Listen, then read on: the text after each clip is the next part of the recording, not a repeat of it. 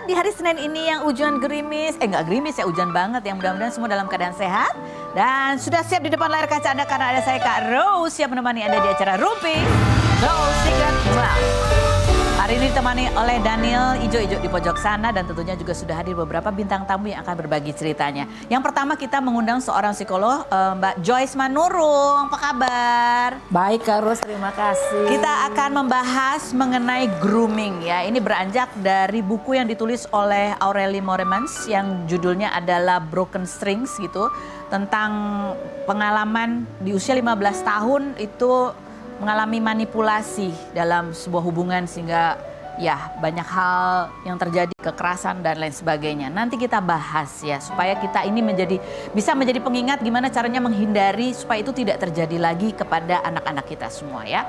Tapi sebelumnya kita ke pojokan dulu untuk membahas apa sih yang lagi ramai di luar sana yang menjadi perhatian publik, baik itu untuk hal-hal yang datang dari dunia nyata maupun dari dunia maya. Minggu kemarin itu banyak sekali berita ya, aku sampai bingung mau milih yang mana. Tapi ini yang akan kita angkat hari ini karena baru hari ini juga ada reaksi dari manajemennya Denada. Ini artikelnya kita baca dulu. Denada digugat miliaran rupiah karena diduga 24 tahun menelantarkan anak. Nih ya cukup kaget gitu ya. Kalau kita lihat kemarin juga Denada sempat posting ini dari keterangan dari pengacaranya gitu ya. Jadi ini anak bernama Reza, gitu, usianya 24 tahun. Dia cerita bahwa dia itu baru tahu setelah Ibu Emilia Contessa meninggal bahwa dia itu adalah anaknya Denada. Ini kan tadi kalau kata ditelantarkan kita mikirnya kayak dikemanain gitu. Ternyata emang selama 24 tahun itu dia diasuh oleh adik dari Ibu Emilia Contessa. Adik laki-laki dari Ibu Emilia Contessa dan istrinya gitu ya. Nah kalau dari cerita kemarin preskonnya Reza tuh sempat cerita bahwa ada masa kayaknya dia hidupnya kayak ya apa sih namanya berjuang sekali gitu. Ada masa dimana dia makan cuma 1 kali sehari. Terus habis gitu dia kuliah hanya sampai semester 4 karena nggak ada biaya. Ada pernah dijanjikan kuliah di Jakarta. Ini yang menjanjikan Denada apa Bu Em apa siapa gitu ya. Tapi nggak terrealisasi. Terus sekarang dia juga kerjanya sebagai penjaga toko dan sempat tinggal juga di di rumah di sebelah rumahnya Ibu Emilia Contessa. Tapi dia bilang itu adalah seperti bekas gudang gitu ya. Nah kemarin juga sebenarnya reaksi pertama dari postingan, kalau kita lihat postingannya Denada adalah foto bersama ibunya Emilia Contessa gitu ya. Karena memang kejadian ini kan muncul berita ini sejak kurang lebih setahun ya setelah Ibu Emilia Contessa meninggal. Nah beberapa jam yang lalu dari manajemennya Denada akhirnya memberikan pernyataannya ini ya, udah panjang, tetapi aku garis bawahi di sini adalah sangat prihatin atas isu publik yang berkembang yang sebenarnya ini adalah ranah keluarga karena bagaimanapun juga semua keluarga memiliki privasi, setiap keluarga punya cerita. Jadi dari statement ini orang jadi menduga-duga. Jadi ini anaknya beneran, anaknya Denada beneran. Kalau bukan anaknya terus, kalau emang anaknya terus bapaknya siapa gitu kan yang menjadi orang bertanya-tanya. Komentar netizen coba kita baca ya. Sekitar tahun 2001 katanya anak ini dititipkan di Banyuwangi. Waktu itu banyak infotainment yang datang tapi dihalang-halangi oleh warga. Tapi sempat ditutup-tutupin sampai akhirnya berita itu hilang dan baru muncul sekarang di usianya yang ke-24 tahun. Saya nulis ini berdasarkan cerita dari warga sekitar lingkungan tempat tinggal Alreza. Silahkan para netizen berkomentar yang baik ya, jangan membuat asumsi yang sifatnya provokatif. Kalau usia 24 tahun berarti dia lahirnya tahun 2002. Aku di mana waktu itu ya? Ya apa ya? Lupa gue. Ya, berikutnya ada lagi komentarnya. Tapi dari komen sebelah nih bocah dititip ke adik ibunya Denada. Dia berkecukupan kok. SMA aja udah bawa mobil, dananya ngalir dari Denada, tapi semenjak ibunya Denada meninggal, mungkin dananya udah nggak ngalir lagi. Nih kalau ini ada beberapa orang yang mengaku dari Banyuwangi yang tahu gitu, yang memberikan komentar-komentar di sela-sela banyak komentar netizen ya. Ada lagi komentar coba kita baca. Aku mulai curiga kalau aku anaknya Titi DJ ini yang bercanda ya. Tapi ngomong soal tadi itu yang mobil gitu ya. Dari kita browsing kita nemu ini akun Facebook yang kita duga ini adalah punyanya Reza karena ada foto-fotonya. Ini kalau kita lihat. Ini ada fotonya dia sama mobil merah, tulisannya Reza Rosano mobilnya gitu. Maka ini mungkin yang dimaksud oleh tadi netizen itu ya. Coba kita baca komentar netizen yang lainnya, coba. Ya tuh netizen mendengar berita ini ya, selain kepo siapa bapaknya gitu ya. Mereka juga ikutan ini komentar yang gini ya.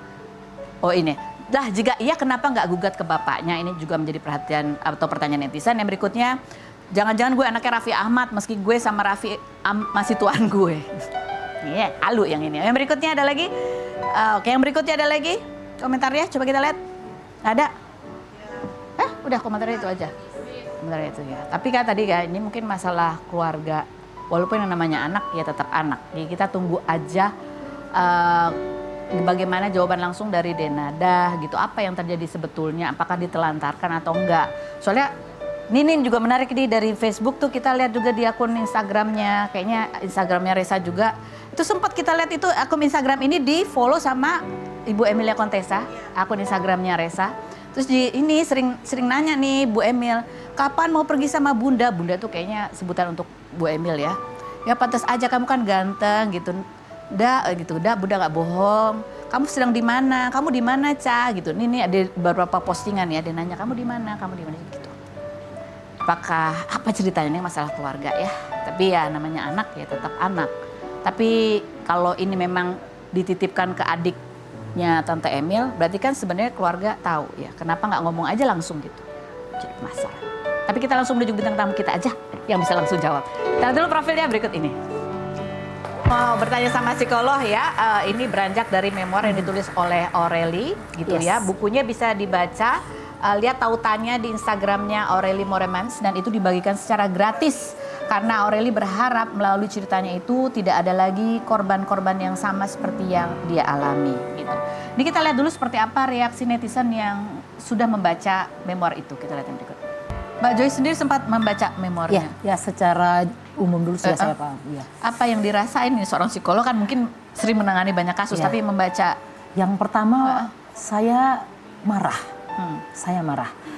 Sebagai orang yang tahu kondisi seperti ini tidak mudah untuk dilalui dan dampaknya luar biasa. Yang kedua, saya sedih gitu ya. Di era sekarang yang sebenarnya proteksi bisa kita upayakan, lingkungan sangat bisa diupayakan juga dengan baik, masih terjadi. Namun satu sisi saya melihat satu pencerahan ya, bahwa kehidupannya membaik. Dengan dia mampu menulis itu, saya yakin dia sudah melalui ini dan bisa menyikapi semua kondisinya. Baik, itu. Kita mau tanya dulu ya, ini kita bahas grooming gitu. Banyak orang juga ini menyebut ini adalah perilaku pedofilia begitu ya, yang dia ceritakan itu gitu. Ini apa bedanya sih? Ada bedanya atau sama aja sebetulnya? Ya, kalau disebut dengan child grooming, karena ada kata child ya grooming. Di situ ya. Sebenarnya ini adalah persekusi gitu, yang ditujukan kepada anak. Apa sebenarnya motifnya? Ini didasari oleh sebuah kebutuhan dari si pelaku. Sehingga yang bersangkutan melakukan manipulasi psikologis kepada anak dan juga keluarga anak. Umur 15 tahun itu kan anak masih kategorinya ya. Nah yang menarik di sini kenapa itu bisa terjadi gitu.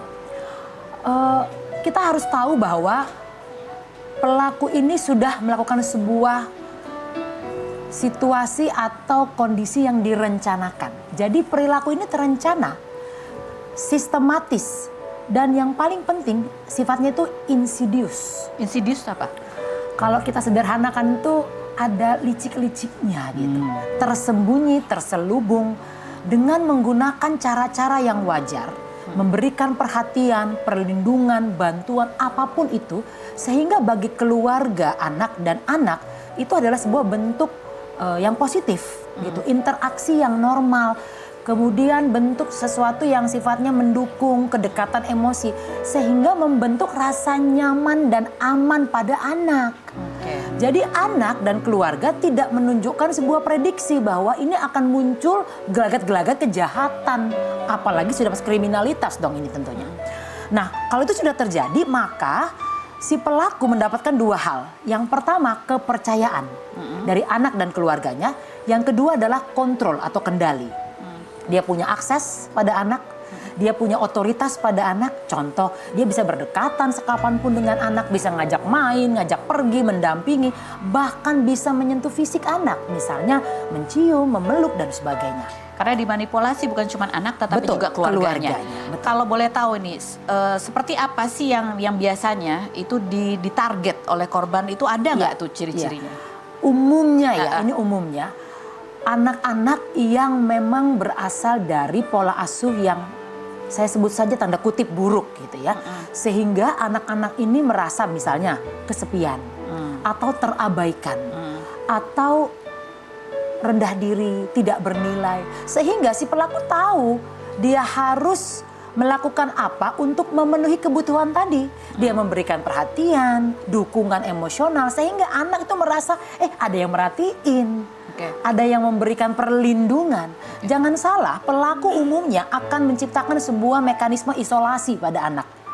Jadi dia akan menciptakan sebuah pemahaman we versus them. Kami melawan mereka. Mereka siapa? Orang-orang terdekat anak, support system dari anak. Sehingga anak merasa nggak ada yang support dia selain si pelaku. Apalagi kalau misalnya di usia-usia di mana memasuki masa pubertas gitu ya. Kan kadang-kadang lagi pencarian identitas. Betul. Itu biasanya juga kebanyakan lagi ngerasa insecure terhadap bentuk tubuhnya yang mulai berubah. Itu boleh jadi atau kondisi di rumah. Apakah anak ini memang ada di rumah yang harmonis, ayah ibunya memang hidup dengan kasih gitu ya, menunjukkan perilaku yang tidak kasar. Nah itu barangkali tidak dimiliki oleh anak pada saat itu. Karena anak-anak yang hidup dalam kondisi harmonis, penuh kasih, merasa aman, kemungkinan besar tidak akan mudah termanipulasi. Kalau ciri-ciri pelaku gitu, ada nggak sih yang perlu kita jauhin yang kayak gitu nih? Namanya juga manipulator ya. Manipulator itu tanda kutip nih jago banget mengemas semua. Mulai dari fisiknya, tampilannya, hingga cara bicara. Jadi biasanya pelaku tuh belajar bagaimana cara berkomunikasi yang efektif terhadap si anak itu. Apa sih kata-kata yang dia sukai? Nada bicara seperti apa? Bentuk hadiah-hadiah apa yang menarik buat dia, itu dia pelajari.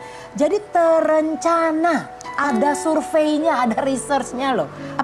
Apakah ini memang selalu dilakukan oleh orang yang usianya jauh lebih tua gitu? Selalu ya. Jadi kalau ada cowok lebih tua gitu, itu nggak sih yang perlu diwaspadai untuk orang tua ataupun anak gitu ya? Setuju. Karena tadi saya katakan ada kendali, ada kontrol. Nah kalau kendali itu biasanya karena usia lebih tua atau secara status sosial lebih tinggi atau punya popularitas. Ya atau ya uangnya lebih banyak. Pokoknya punya apa ya sumber-sumber powernya lebih besar. Ya sumber-sumber power sehingga itu ada relasi kuasa di situ. Gitu ya. Ini kita lihat ini ada beberapa kata cuplikan yang ditulis oleh Aureli gitu ya. Mungkin kita bisa oke. Kok yang ini sih kalimat-kalimatnya aja? Ada tuh kalimatnya. Oh ini ya, dia mulai mengirimi pesan lucu gitu ya. Terus mulai tertarik ya, tampak dewasa, menawan. Dan di mataku yang 15 tahun, ia seperti cowok paling populer. Hanya saja lebih tua, lebih keras, lebih lucu. Kan dia gitu ya. Dia bilang ya setelah kerja sejak pagi itu selalu nemenin, ya kan. Rasanya menyenangkan, tidak sendirian. Seolah-olah ada yang menemaniku melewati jam-jam panjang. Tapi yang menarik kemudian adalah dia merasa kemudian dengan ini merasa berhutang gitu ya. Ada kayak utang budi. Nah, umumnya pelaku itu akan membuat sebuah tanda kutip kebiasaan lagi nih.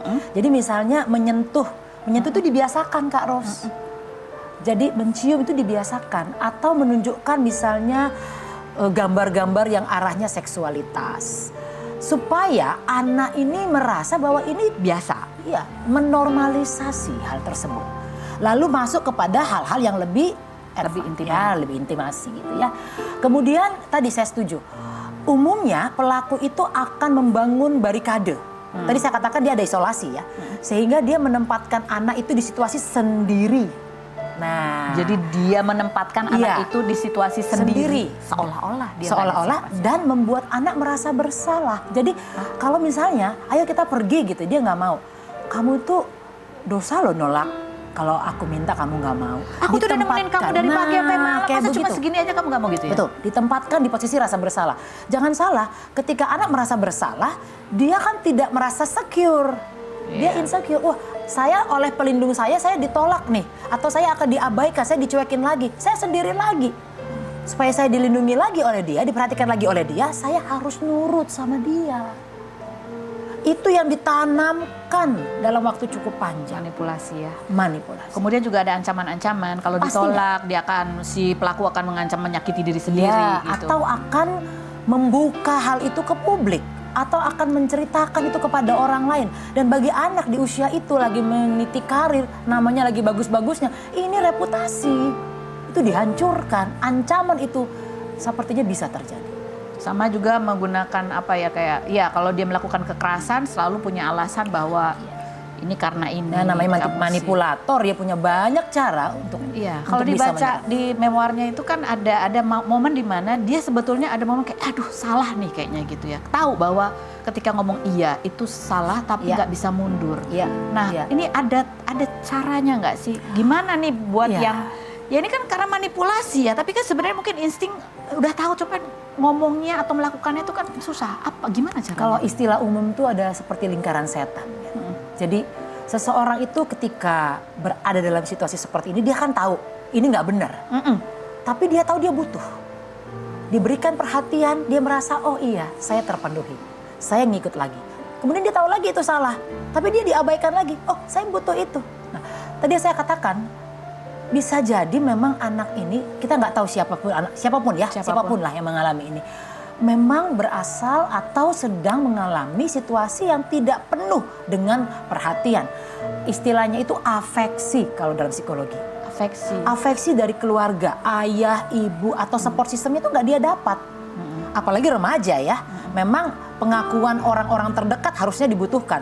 Tapi ketika ada orang yang lebih tua yang bisa menggantikan, mensubstitusi figur ayahnya, memberikan perhatian, dia merasa oh saya terpenuhi. Ini namanya juga manipulasi ya. Jadi ini bukan ya memang jago aja gitu si pelaku itu untuk memanipulasi dan membaca situasi-situasi gitu ya. Ya, manipulasi itu kan bagian dari acting ya. Acting. Ini tapi kalau kita baca di KUHP yang terbaru apa gimana sih aku nggak tahu juga. Ini ada ancaman hukumannya ya. Bahwa setiap Ya. orang yang membawa pergi perempuan dengan tipu muslihat dan dapat dipenjara hingga 7 tahun. Pasalnya gini, setiap orang yang membawa pergi perempuan dengan tipu muslihat, kekerasan atau ancaman kekerasan dengan maksud untuk memastikan penguasaan terhadap perempuan tersebut, baik di dalam maupun di luar perkawinan, dipidana karena melarikan perempuan dengan pidana penjara paling lama 9 tahun dan ini tidak melihat umur.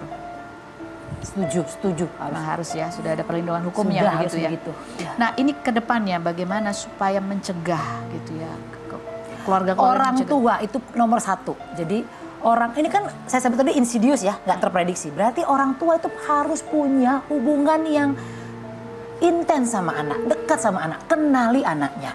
Anak itu butuh apa sih? Kalaupun orang tua memang punya tanda kutip nih persoalan di rumah tangga, punya kesalahan dalam pengasuhan, dia kan bisa membaca karena anak-anak yang mengalami insecurity itu akan berubah pola perilakunya. Menjauh dari teman-teman, nggak mau diajak ngomong, menyendiri, sulit tidur dan sebagainya. Dibaca pola-pola itu. Kemudian buka komunikasi terbuka pada anak. Buat anak percaya pada orang tua untuk bisa berbagi. Selama ini orang tua hanya nanya udah makan belum, sekolahnya gimana dek. Dia nggak tanya apa yang kamu rasakan sekarang. Mama punya salah apa sama kamu.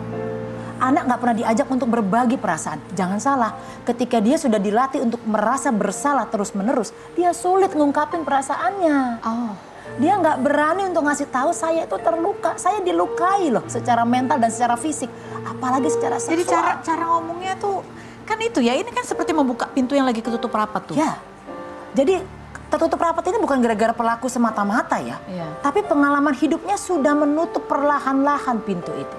Rasa percayanya pada orang terdekat itu kan sudah lama sebenarnya hilang. Yang tiba-tiba dipahami oleh si pelaku dan pelaku masuk, ada celah untuk itu, ini peluang buat pelaku dan dia masuk sebagai pengganti. Jadi kalau buat saya kepekaan orang tua membaca situasi ini dan memperbaiki pola interaksi, pola komunikasi. Dan pastinya kalau sudah terjadi pada beberapa anak, orang-orang tua ini bisa membawa pada profesional, dibantu. Bisa dibantu. Jadi Secara emosional. kalau kita merasa Ya. ini kayaknya ada tapi nggak tahu gimana caranya, mungkin bisa minta tolong bantuan Psikolog, terutama psikolog klinis anak atau remaja yang bisa membantu. Oke, baik. Pak Joyce, terima kasih buat Sama-sama. ini walaupun pendek tapi mudah-mudahan ini bisa bermanfaat. Semoga Ya. ini tujuan Aurelie menulis memoirnya itu Ya, betul. bisa tercapai gitu supaya tidak ada lagi anak-anak remaja putri ataupun laki-laki juga yang mengalami grooming ini gitu ya. Berikut ada Vena Melinda, kita lihat dulu profil yang berikut ini.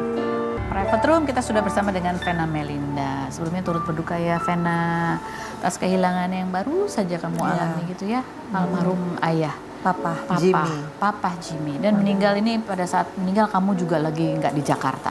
Aku lagi di Bali sama Fania, terus mamaku lagi di Jepang sama adikku. Dan papa itu pergi tuh dari rumah tuh nggak bilang sama siapapun, naik Nggak ada yang tahu, motor. oke. Heeh. Dia kan emang biasa selalu pijet sehat ya, karena usia sudah 70. Kalau tahun ini masih ada 74. Jadi dia naik motor, katanya pembantu yang di rumah. Terus dia parkir di suatu tempat yang kita sampai sekarang nggak tahu. Makanya motornya juga belum ketemu. Terus dia naik Grab kayaknya atau naik apa gitu. Sampailah ke Wijaya, Tempat Grand pijet- Wijaya itu. pijet sehat itu. Ya udah dia jam 3 dia nyampe, katanya si terapis. Jam 3.15 dia udah minum jahe, udah mau ganti baju.